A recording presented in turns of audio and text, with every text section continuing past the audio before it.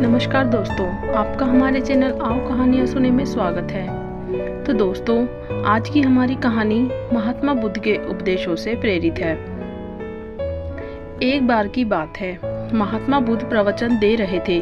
प्रवचन में आसपास के बहुत से लोग शामिल थे।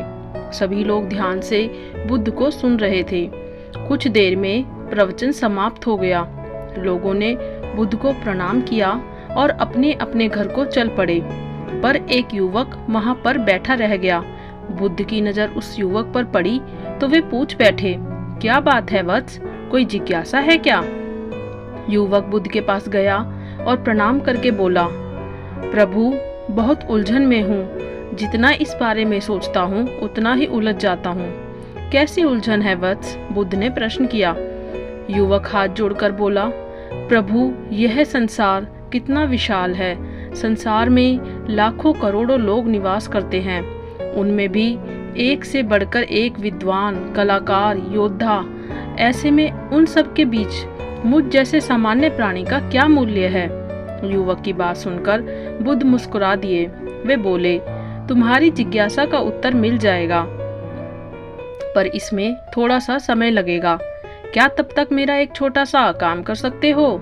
प्रभु, ये तो मेरे लिए गर्व का विषय है कि मैं आपके काम आ सकूं। युवक ने पुनः अपने हाथ जोड़ दिए। आप आदेश करें प्रभु। बुद्ध ने युवक को एक चमकीला पत्थर देते हुए कहा, तुम्हें इस पत्थर का मूल्य पता करना है, पर ध्यान रहे इसे बेचना नहीं है, सिर्फ मूल्य पता करना है। जैसी आज्ञा प्रभु। कहते हुए युवक ने बुद्ध से वह पत्थर ले लिया। उसने एक बार फिर से उन्हें प्रणाम किया और बाजार की ओर चल पड़ा। बाजार वहां से ज्यादा दूर नहीं था। युवक थोड़ी देर में वहां पहुंच गया। वह सुबह का समय था, इसलिए बाजार अभी ठीक से लगा नहीं था। वहां पर इक्का दुक्का दुकानदार ही थे। युवक ने जिज्ञासावश इधर उधर नजर दौड़ाई। उसे एक पेड़ के नीचे एक दुकानदार नजर आया। वह आम बेच रहा था। युवक उस दुकानदार के पास पहुंचा और उसे पत्थर दिखाते हुए बोला, क्या आप इस पत्थर की कीमत बता सकते हैं? दुकानदार एक चालाक व्यक्ति था। पत्थर की चमक देखकर वह समझ गया कि यह अवश्य ही कोई कीमती पत्थर है।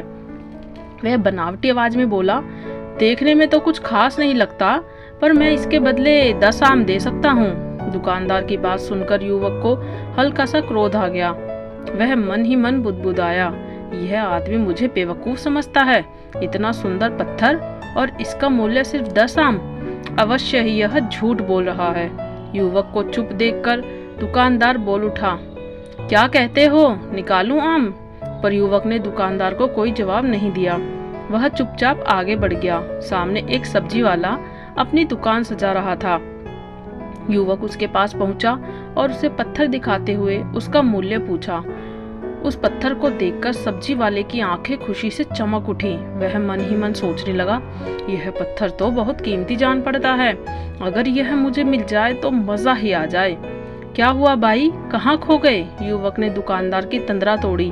सब्जी वाला चौंकता हुआ बोला, कुछ नहीं, मैं तो बस मन ही मन इसकी कीमत की गणना कर रहा था। वैसे मैं इस पत्थर के बदले एक बोरी आलू दे सकता हूँ। सब्जी वाले के चेहरे की कुटिलता देखकर युवक समझ गया कि यह दुकानदार भी मुझे मूर्ख बना रहा है। मुझे किसी और से इसका मूल्य पता करना चाहिए। यह सोचता हुआ युवक आगे बढ़ गया। सब्जी वाला दुकानदार पीछे से युवक को आवाज लगाई, क्या हुआ भाई? अगर आपको यह मूल्य कम लग रहा है तो बताएं तो सही, मैं इसे बढ़ा दूंगा। पर युवक ने उसकी बात पर ध्यान नहीं दिया। वह इधर उधर किसी ऐसे व्यक्ति को खोजने लगा जो जानकार हो और उस पत्थर का सही मूल्य बता सके। युवक को लग रहा था कि अवश्य ही यह कोई कीमती पत्थर है। शायद कोई जौहरी इसका सही मूल्य बता सके।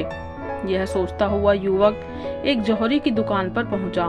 जौहरी अपनी दुकान को अभी खोल ही रहा था। उसने युवक को अपनी दुकान की ओर आते हुए दूर से देख लिया था।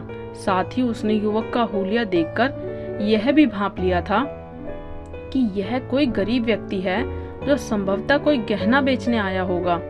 जौहरी ने हाथ जोड़कर युवक को नमस्कार किया और मुस्कुराकर पूछा, बताएं महोदय, मैं आपकी क्या सेवा कर सकता हूँ? युवक ने बुद्ध का दिया पत्थर अपनी हथेली पर रख दिया और बोला, इसका मूल्य पता करना था। पत्थर को देखते ही जौहरी उसे पहचान गया कि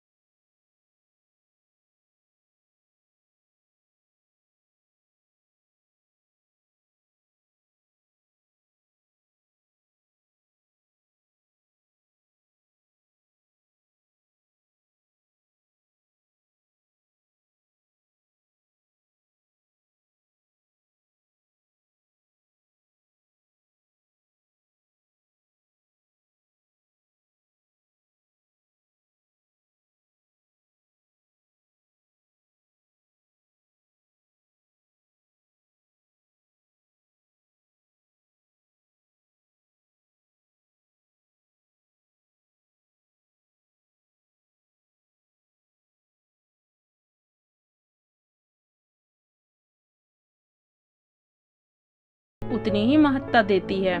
कहते हुए बुद्ध एक क्षण के लिए रुके, फिर बोले, किंतु आदमी और हीरे में अंतर है। यह है, हीरे को कोई दूसरा तराशता है और व्यक्ति को अपने आप को स्वयं ही तराशना पड़ता है। और जिस दिन तुम अपने आप को तराश लोगे, तुम्हें भी तुम्हारा मूल्य बताने वाला कोई ना कोई जौहरी मिल ही जाएगा। तो दोस्तों, ये थी आज की हमारी कहानी। दोस्तों, अगर आपको कहानी पसंद आई हो तो प्लीज़ लाइक करना ना भूलें, और भी ऐसे ही प्यारी और मोटिवेशनल कहानियाँ सुनने के लिए शेयर करें एंड सब्सक्राइब करें। Thanks for watching.